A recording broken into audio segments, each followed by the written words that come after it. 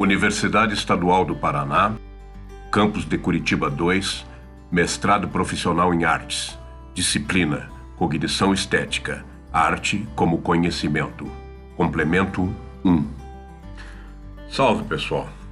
Bem-vindos e bem-vindas. Este é o Complemento 1 da disciplina Cognição Estética, Arte como Conhecimento, para os alunos do Mestrado Profissional em Artes da Universidade Estadual do Paraná. Nós, nesse primeiro segmento, neste primeiro complemento número 1, vamos tratar de alguns assuntos relativos ao cérebro e à formação do conhecimento. Vamos também tratar de alguns tipos de conhecimento mais ou menos consagrados pela epistemologia, como, por exemplo, conhecimento mitológico, conhecimento religioso, conhecimento científico, conhecimento filosófico, e vamos verificar alguns epistemólogos que estão aceitando a estética já como um conhecimento autônomo, e não derivado, por exemplo, da filosofia.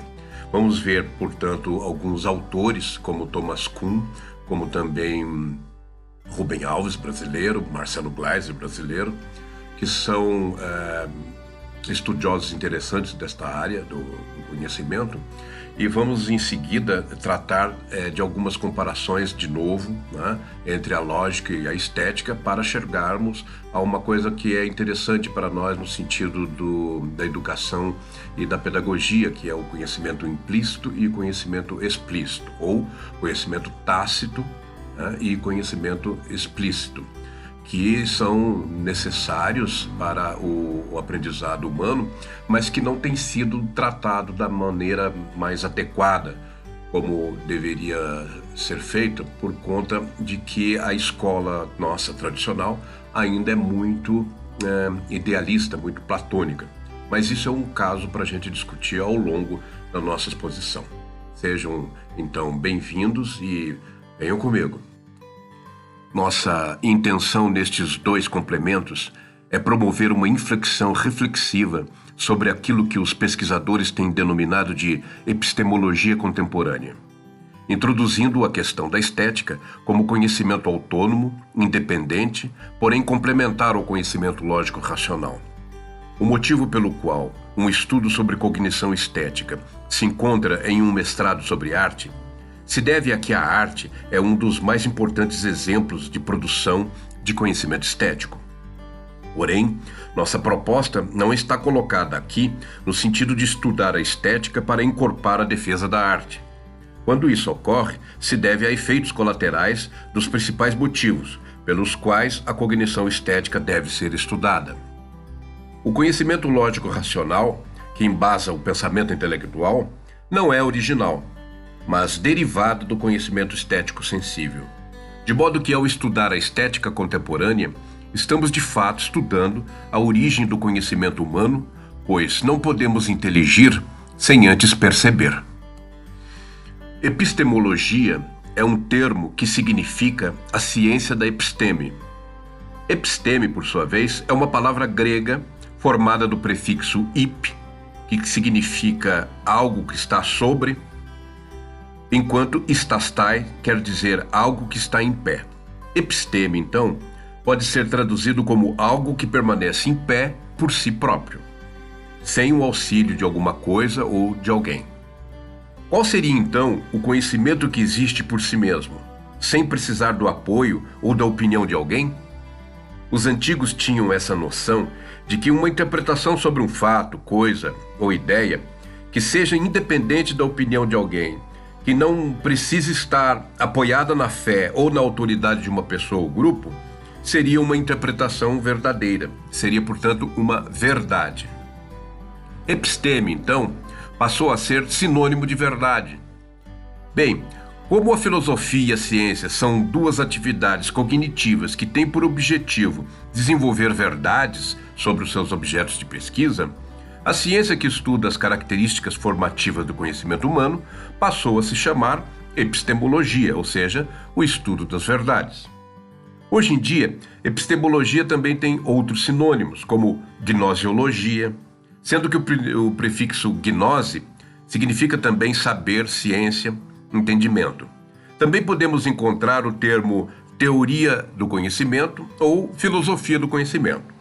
Bem, não importa que se denomine esses estudos de epistemologia como gnoseologia, filosofia da ciência, teoria do conhecimento, pois sobre o que precisamos estar de acordo está no fato de que a estética deve fazer parte do conjunto de conhecimentos pesquisados por essa ciência da ciência. A palavra ciência provém do latim scientia, como um substantivo que dá nome ao conjunto de conhecimentos de alguém, de um grupo de pessoas ou de um conjunto de saberes sobre determinado tema, objeto ou campo. Estar ciente, ou seja, ter ciência de algo, significa reconhecer a existência, real ou fictícia, natural ou artificial, de alguma coisa que está ou esteve sob nossa atenção. Mas é preciso tomar cuidado quando nos referimos à ciência de algo, tendo em vista que estamos cientes não de tudo que temos ciência. Ou seja, calma lá. Vamos entender isso passo a passo. Há uma confusão com as palavras ciência, ciente, consciência, inconsciente, insciente, subconsciente, senciente. São termos muito complexos, apesar de serem de conhecimento geral. Estar ciente é ter ciência de algo. Ciência é o conhecimento que eu tenho sobre esse algo. Consciência, por sua vez, é uma palavra composta do prefixo cum, que significa junto, conjunto. Neste caso, consciência significa, em sua origem, o conhecimento conjunto que eu divido com o meu grupo social. Todos os conhecimentos comuns que partilhamos com aqueles à nossa volta em nossa vida.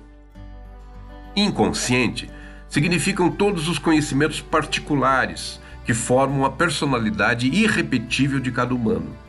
São os conhecimentos adquiridos pela pessoa em sua experiência individual de vida, que dá a ela sua personalidade distinta das demais. Neste caso, prestemos atenção. A consciência é a parte do conhecimento humano que compartilho com a minha coletividade, enquanto o inconsciente é a parte do conhecimento humano exclusiva do indivíduo. A soma e o intercâmbio dos conhecimentos conscientes e inconscientes geram a mente cognoscente de cada humano. Para que a mente humana, formada pela consciência e pelo inconsciente, possa conhecer eficientemente o mundo interno, meu corpo, e o mundo externo, tudo que não é meu corpo, é preciso que nossa biologia forneça biosensores sofisticados para capturar sinais do mundo interior e do mundo exterior. Esses sinais são capturados pelos órgãos dos sentidos, paladar, olfato, tato, audição e visão, para ficarmos nos mais conhecidos. Aqui é preciso fazer uma pausa para analisarmos os tipos de sinais e suas destinações. Apesar de nosso conjunto de sentidos físicos ser bem especializado, nenhum ser vivo consegue capturar todos os sinais emitidos pelo mundo interior e exterior. A maior parte do que existe no mundo não pode ser acessada pelos nossos sensores físicos. Da carga total de sinais que nossos corpos conseguem capturar do mundo, por meio dos órgãos dos sentidos, a maioria é descartada pelo inconsciente. Esse descarte de dados se dá em função das escolhas geridas pelo nosso inconsciente, das quais a consciência não participa. Somente após a absorção dos dados selecionados pelo inconsciente, tem início a elaboração de respostas e reações do corpo em face das informações coletadas do mundo. Essas respostas podem ser automáticas quando a urgência de uma reação corporal é exigida. Nesses casos, o inconsciente comanda o processo independentemente do aval da consciência. Em outros casos, as respostas e reações ao mundo podem ser submetidas ao escrutínio da consciência, quando geralmente envolve a presença de outro humano no contexto da coletividade. Como a consciência é a instância cognitiva que vincula os humanos a outros humanos de sua coletividade, aqui se encontra o lugar das linguagens, como também da moralidade, da identidade cultural, da política e da economia, dentre os saberes de ordem social. No âmbito do inconsciente, se encontra toda a relação com o mundo interior e exterior, mediado pelos sentidos e transformados em conhecimento implícito. Isto é, em conhecimento próprio e pessoal, idiosincrático e intransferível, que fundamenta a personalidade do indivíduo humano. Como o inconsciente é a instância cognitiva que garante a irrepetibilidade do indivíduo, este lugar cerebral é responsável pelo design do ego e da personalidade singular de cada humano. Por isso mesmo, também é o lugar da originalidade e da criatividade humanas, cuja história biológica remonta ao período em que os humanos precisavam ser criativos para sobreviver às intempéries e aos predadores. Se podemos dizer, segundo as pesquisas mais recentes da neurociência, que a cognição intelectual, isto é, o raciocínio, é operada em grande parte pela consciência, devemos considerar que a cognição estética, isto é, a sensibilidade, é operada em grande parte pelo inconsciente. Embora sejam partes distintas da mente humana, a consciência e o inconsciente se relacionam muito mais estreitamente do que se pensava até pouco tempo. Neste caso, se queremos aprimorar e aperfeiçoar o conhecimento humano, precisamos treinar e educar não apenas a consciência, como também o inconsciente. A consciência se educa por meio de aprendizado das linguagens. O inconsciente se educa por meio da experiência do corpo no mundo e também pelo exercício da arte. Uma pedagogia que só pense no aprendizado intelectual por meio das linguagens é claudicante. Uma pedagogia mais eficiente exige igual atenção à educação do corpo por meio da arte. A epistemologia, ou como queiram, a teoria do conhecimento, gnoseologia ou filosofia das ciências, como disciplina teórica, tem também suas divisões e categorias que são estudadas por seus pesquisadores. Sempre houve classificações de tipos de conhecimentos, desde a antiga Grécia. Platão e Aristóteles, por exemplo, já dividiam o conhecimento em teórico e prático, oferecendo ao conhecimento intelectual muito mais valor do que ao conhecimento pragmático ou experimental. À época, se dizia que era mais importante o conhecimento das causas, como a filosofia, do que o conhecimento das coisas, como as técnicas e as artes industriais.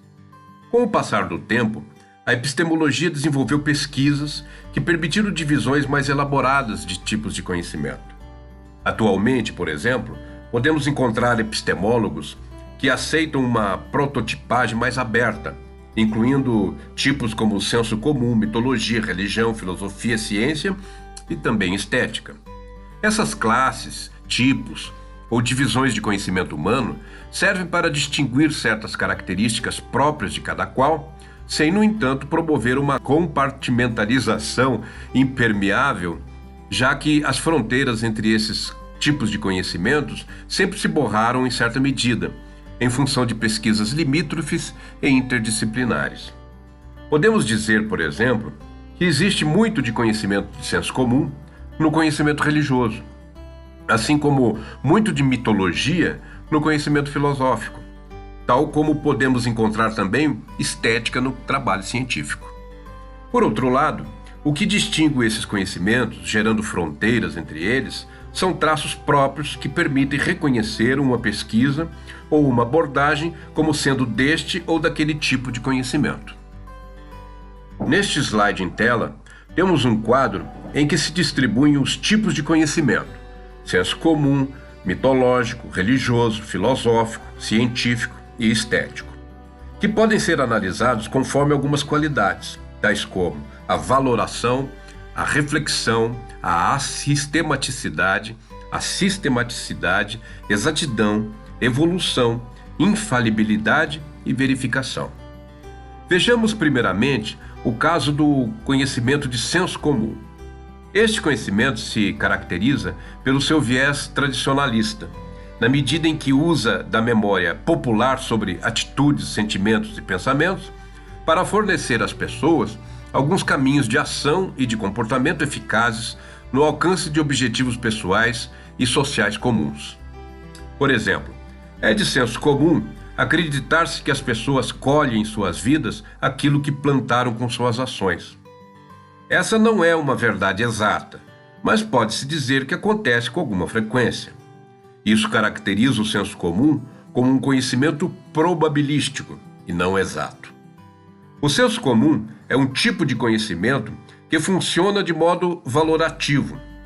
É de senso comum, por exemplo, dar-se mais valor a determinadas ações e pensamentos que a outros. O senso comum é também um conhecimento reflexivo, na medida em que seus aforismos podem ser pensados e refletidos no auxílio de tomadas de decisão. Por exemplo, alguém pode decidir continuar insistindo num plano ao refletir sobre o aforismo: água mole em pedra dura, tanto bate até que fura. O senso comum é um conhecimento assistemático, ou seja, não dispõe de um sistema organizado hierarquicamente, mas se distribui conforme a memória social e os tipos de problema para os quais dispõe de alguma lição de moral ou dito popular.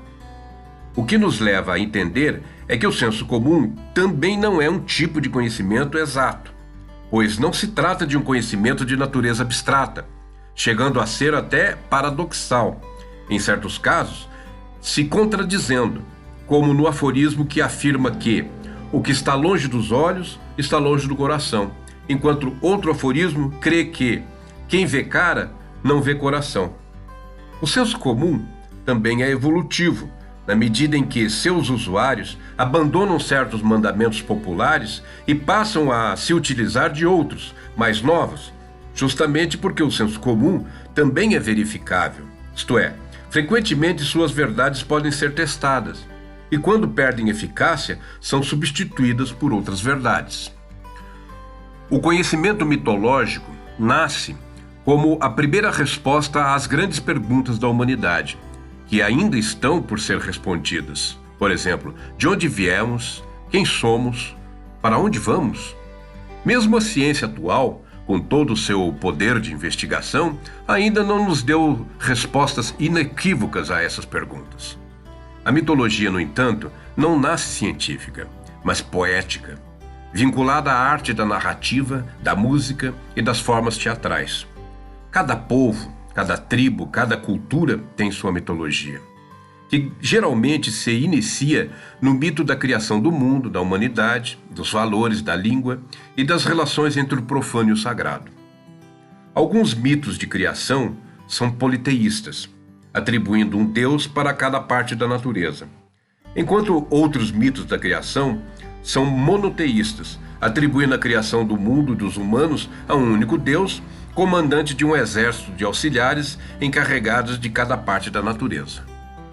Neste sentido, os mitos são, de um modo geral, bem sistemáticos, na medida em que dispõem de hierarquia de deuses, divisões de tarefas e fenômenos, desenvolvendo também um sistema de valores que submetem os humanos a determinados comportamentos, atitudes e sentimentos. Diferentemente do senso comum, que é pragmático e sujeito à verificação, o conhecimento mitológico não está vinculado à verdade, por se tratar de uma cosmologia metafísica. É a primeira vez na história humana que as sociedades vão basear sua organização em sistemas abstratos de valores e hierarquias. Isso se deve ao desenvolvimento mais complexo das linguagens, especialmente a verbal e a matemática. Como o pensamento mitológico é considerado por muitos epistemólogos como a origem do conhecimento religioso, muitos autores não distinguem essas duas modalidades de cognição. No entanto, é possível, sim, entrever diferenças entre as mitologias e as religiões, tanto pelo viés de sua utilidade social, quanto pelo objeto de seus conhecimentos. A principal finalidade antropológica da mitologia é servir de cola social, que garante a resiliência da identidade cultural de uma comunidade. Com o aparecimento do cristianismo, islamismo e outras denominações religiosas supranacionais, a religião perdeu parte de sua função de argamassa cultural da sociedade para se dedicar a outra função social. Diferentemente da mitologia, o principal papel social da religião é administrar as fronteiras entre o mundo sagrado e o mundo profano.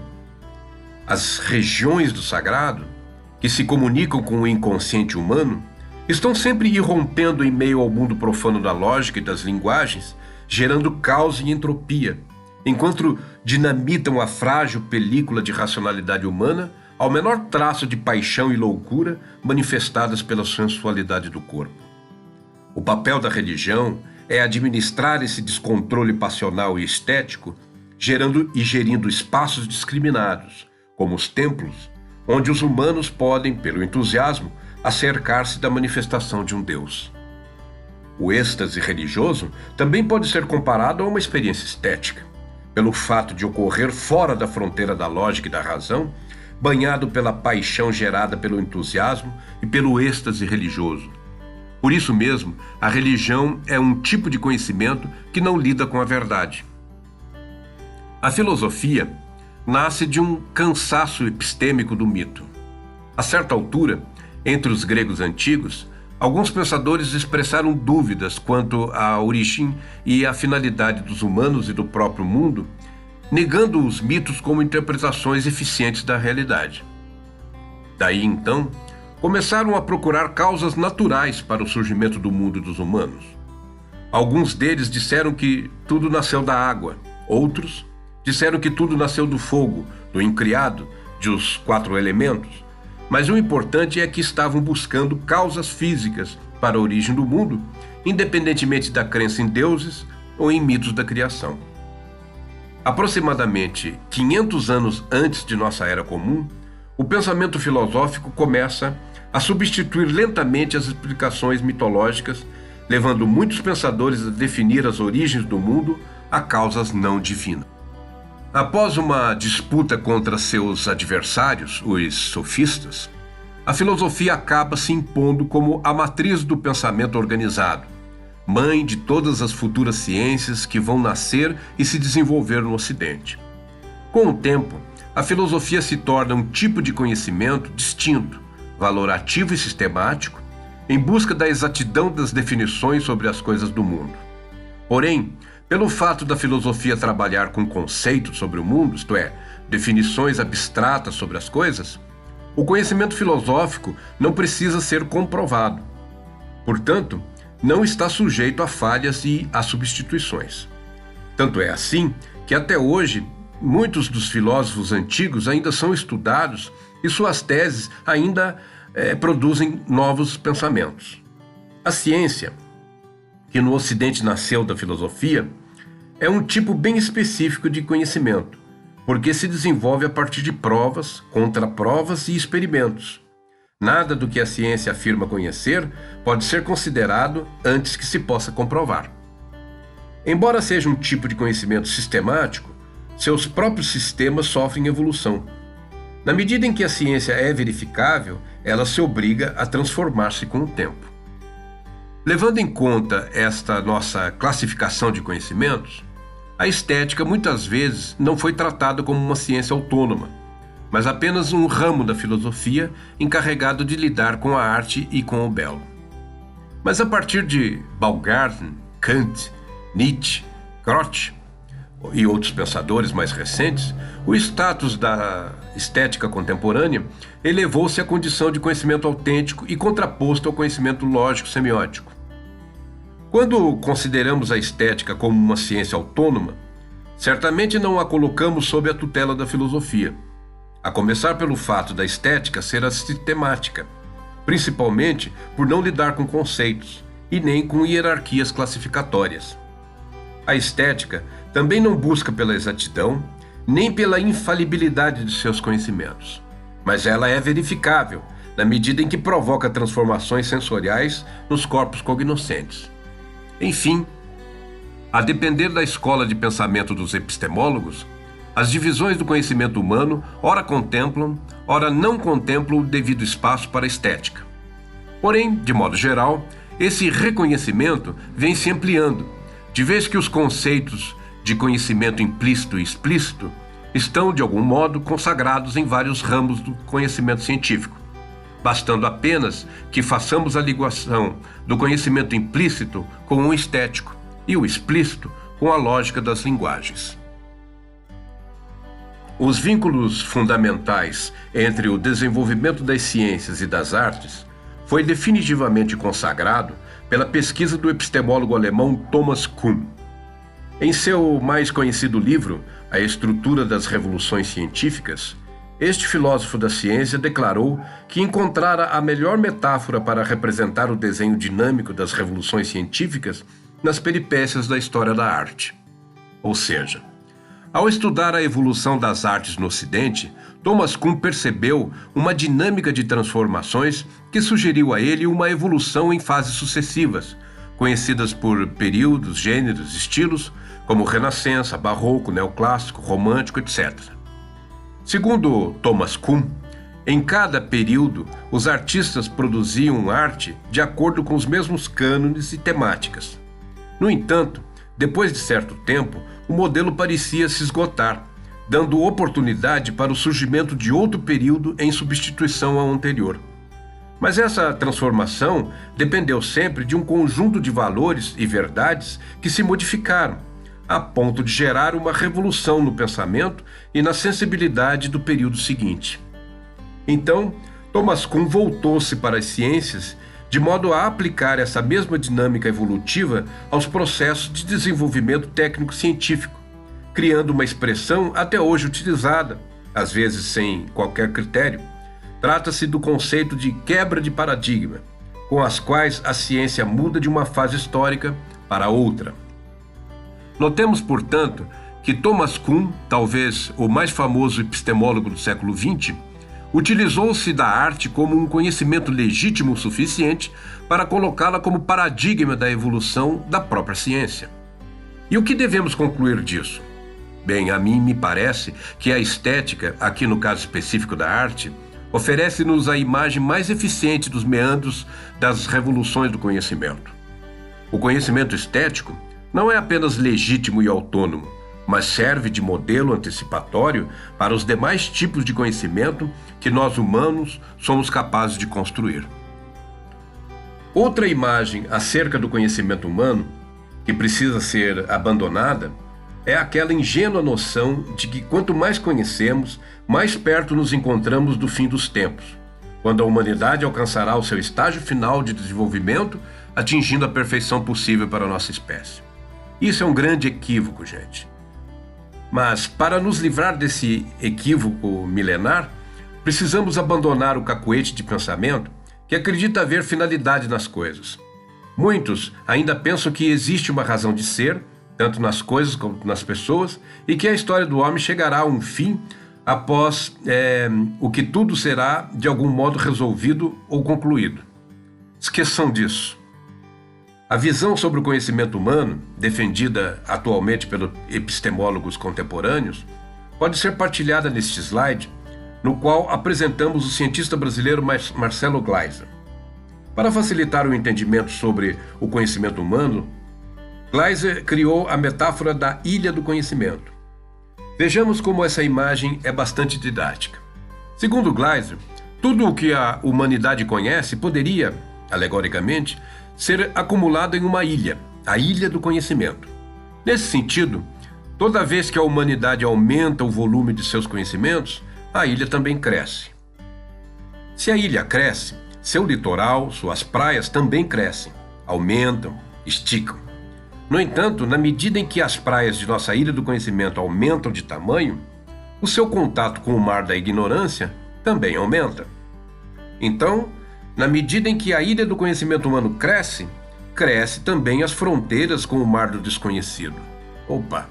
Então, não se trata de imaginar que um dia a humanidade irá alcançar o máximo do conhecimento. O que acontece de verdade é que quanto mais conhecemos, mais longe enxergamos o mar de nossa ignorância.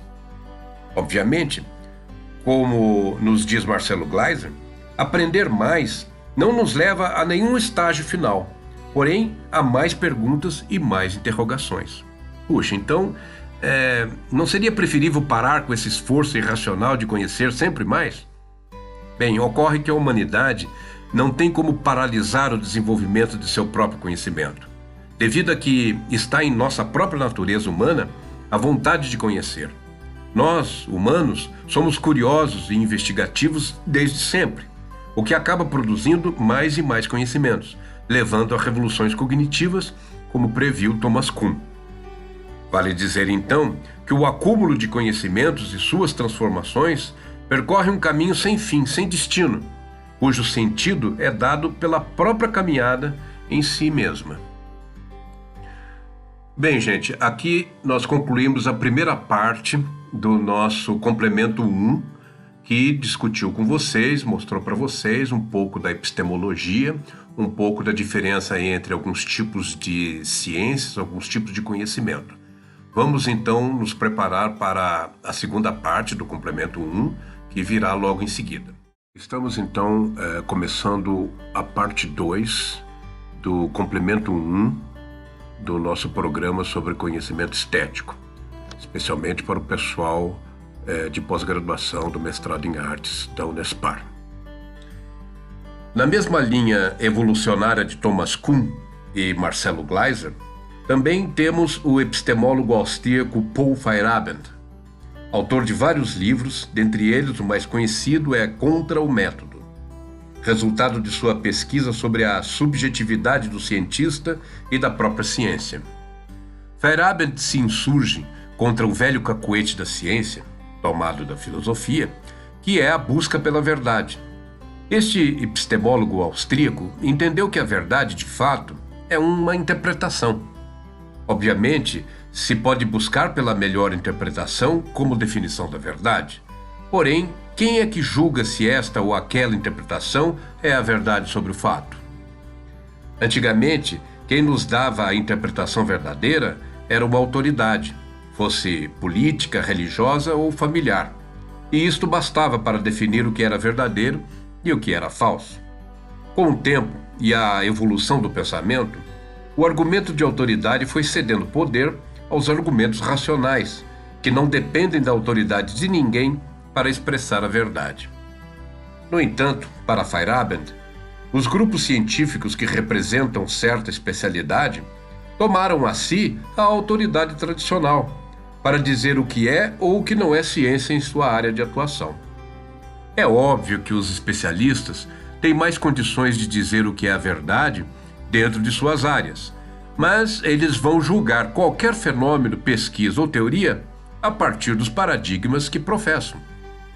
Porém, como fazer quando um fenômeno, uma pesquisa ou teoria revela falhas nos paradigmas vigentes, capazes de quebrar suas lógicas estabelecidas? É muito comum, nesses casos, os pesquisadores revolucionários amargarem anos de ostracismo e preconceitos antes de serem considerados alternativa à interpretação geral. Também podemos entender a verdade como um modelo que mimetiza a realidade. Esta é a metáfora empregada por Rubem Alves, grande pensador brasileiro, falecido em 2014.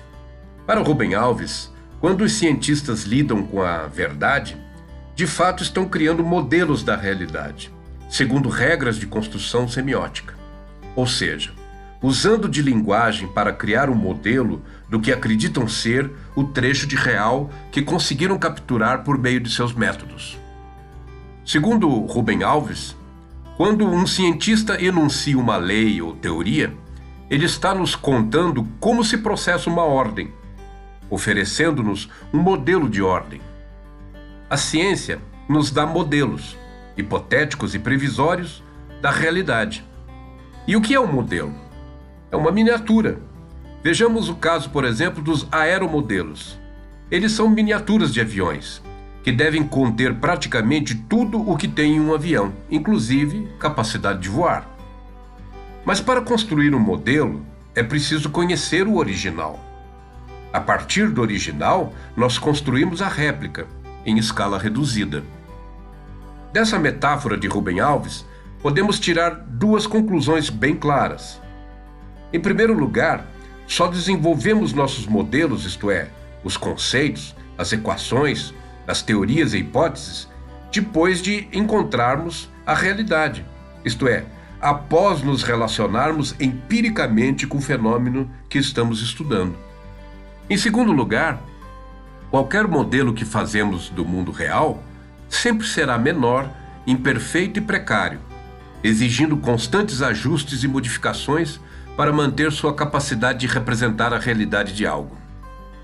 Se a verdade é uma forma de modelo da realidade, ela se trata de uma cópia, uma mimesis, que precisa ser o mais fiel possível, embora devemos sempre ter em mente que não há modelo, assim como não há verdade, que substitua a realidade dos fatos. Uma das maneiras de percebermos as diferenças entre o conhecimento lógico-intelectual e o conhecimento estético está neste slide que você vê agora. A jovem pergunta à feirante se ela tem fruta. E a feirante lhe apresenta maçãs, bananas, peras, laranjas. Mas a jovem insiste em continuar perguntando se a senhora tem frutas. De novo, a feirante aponta para as melancias, uvas e melões, percebendo a frustração da jovem, que não consegue ser atendida em seu pedido por frutas. Ocorre que fruta é uma palavra que designa um gênero de vegetais, mas o que existe realmente é o vegetal, pois o gênero fruta é uma invenção da linguagem humana, que não existe na realidade. A palavra fruta designa uma abstração, um pensamento sistematizado acerca de um gênero de coisas. Embora possamos ver em nossas cidades algumas frutarias, nelas não vamos encontrar frutas, e sim bananas, maçãs, abacates, figos e muitas outras coisas. Mas não vai existir nenhum cercadinho onde ficariam as frutas, pois elas são apenas nomes, que não designam nenhum referente no mundo real. Façamos um experimento. Abra um livro de filosofia, por exemplo, e selecione os nomes de ideias, conceitos, gêneros, classes e espécies. Logo nos surpreendemos quando percebemos que o discurso filosófico é muito mais abstrato do que imaginamos.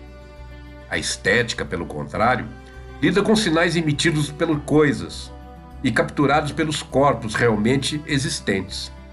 Inclusive as obras de arte são coisas concretas existentes no mundo material, pois se assim não fossem, deixariam de impressionar os sentidos e emocionar seus fruidores.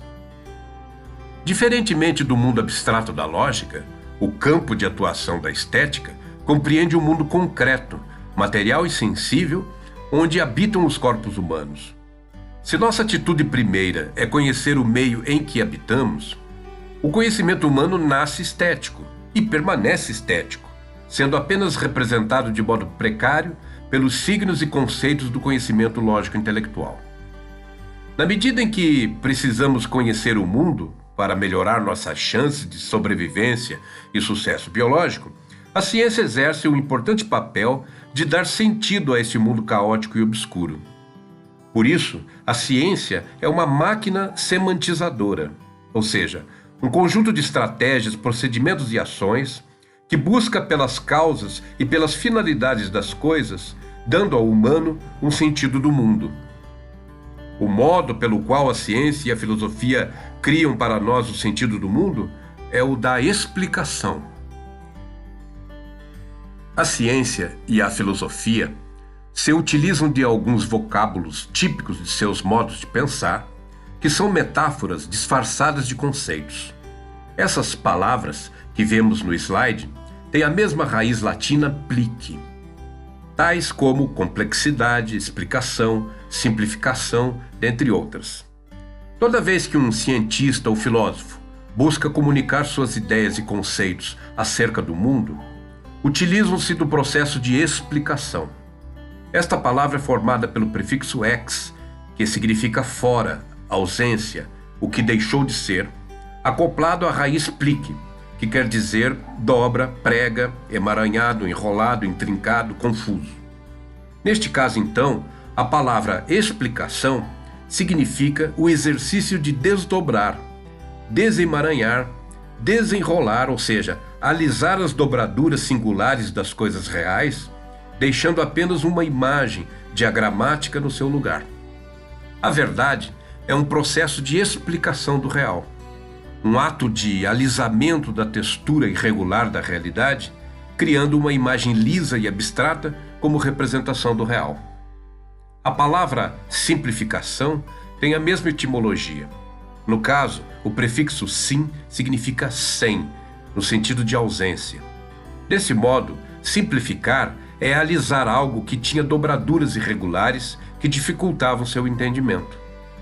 É interessante observar que a ciência e a filosofia, ao se colocarem a tarefa de explicar o mundo, de fato estão transformando o mundo naquilo que ele não é. Estão alisando algo multidimensional, retirando das coisas reais suas topografias originais para substituí-las por mapas bidimensionais construídos por linguagens lógicas, geralmente verbal e matemática. Dessa operação inteligente da filosofia e da ciência, deduzimos a importância crucial do conhecimento estético, que produz suas noções de realidade sem explicá-la, ou seja, sem destruir sua real arquitetura, sem substituí-la por imagens alisadas e retilíneas.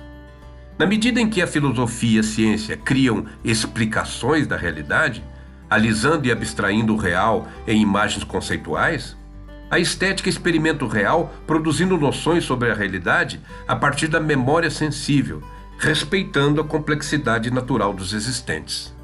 Neste sentido, a estética funciona como uma garantia epistemológica de que a filosofia e a ciência não vão acabar criando outro mundo além deste real, baseado em fantasmas imagéticos derivados de suas explicações e simplificações. Atualmente, a noção de conhecimento humano vem se transformando. Conhecer não é mais apenas decorar o significado dos signos das linguagens e das culturas.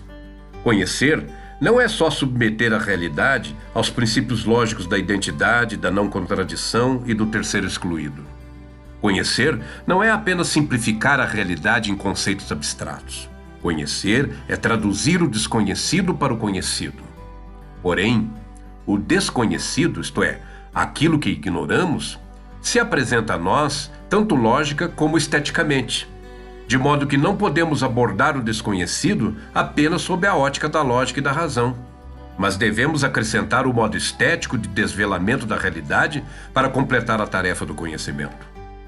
Linguagens e a razão são máquinas de tradução do mundo por meio da simplificação da complexidade plural da realidade. Mas essa simplificação, forçada pela lógica semiótica, guarda seus perigos, pois transforma o mundo real naquilo que ele não é, ou seja, signo, conceito, diagrama. Como toda a cognoscência humana se inicia através do corpo, o conhecimento também se encerra no próprio corpo humano. Pois, se é o corpo que conhece o mundo, tudo que vai ao cérebro, tudo que vai à mente, se torna produto do corpo, como nos diz Viviane Mosé. Neste caso, uma boa definição de cognição pode ser expressa na seguinte frase: conhecer é emular o mundo no próprio corpo. A divisão que fazemos entre conhecimento estético e conhecimento lógico já está reconhecida há muito tempo, especialmente se levarmos em conta a noção de conhecimento desenvolvida pelo físico e filósofo húngaro Michel Polanyi, nos anos 1950.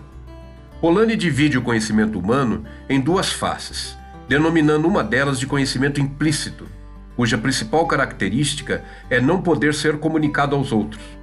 Enquanto isso, chamou de conhecimento explícito aquele que pode ser comunicado aos outros por meio de linguagens da cultura. Polanyi afirma que o conhecimento implícito ou tácito é pessoal, formado de todas as experiências de vida do indivíduo, suas percepções, sensações, sentimentos e emoções, além do know-how próprio de cada um, isto é, o modo ou o estilo individual. O conhecimento explícito, segundo Polanyi, adquirido pelo indivíduo humano, pode ser, em grande parte, comunicado pelas linguagens da cultura, na medida em que são memórias de interpretações de signos e símbolos.